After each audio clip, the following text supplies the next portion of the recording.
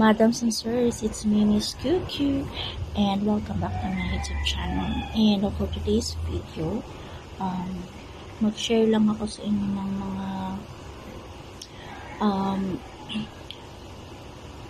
updates or pangyayari about me nitong mga nakaraang araw, nitong mga nakaraang linggo, mga nakaraang buwan, dahil medyo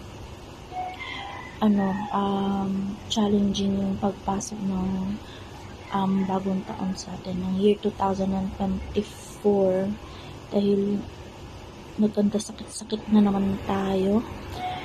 And just to share with you, madams and sirs, is siguro mga 3 weeks ago ay bigla akong nahilo, as in nahilo, and sobrang hilo ko, bigla akong nagsuka. So nagpunta ako ng pinasamahan agad ako sa clinic sa company namin, and ayun, dapat isusugod ako sa ER, kaso lang hindi ako pumayag kasi yung ER o yung hospital malapit doon sa company namin is St. Luke's.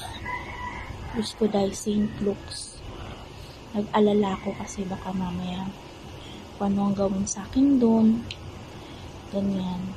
And wala akong kasama. Wala akong maabala sa family. Kasi may mga problema din kasi dito sa bahay na tinitirahan namin.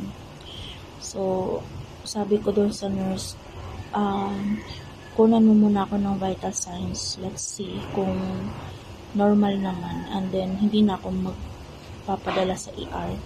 Pero kung merong mataas dyan, papadala ako sa ER. So, normal naman yung mga vital signs. Kaso lang kasi, hilo kasi yung parang pinaka-concern dito.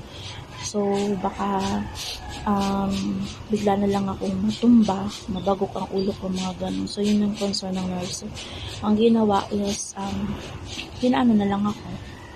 Pinapirma na lang ako ng waiver. So, yun. And, siguro mga Tuesday yun. And, lumipas yung mga araw daw nakapagpa-check up. Kasi, nakakatamad magpa-check up eh. So, Tuesday, Wednesday, Thursday, Friday, Saturday na ako nagpa-check up. And, ayun, meron nga daw akong vertigo. So, ano nga ba tong vertigo na to?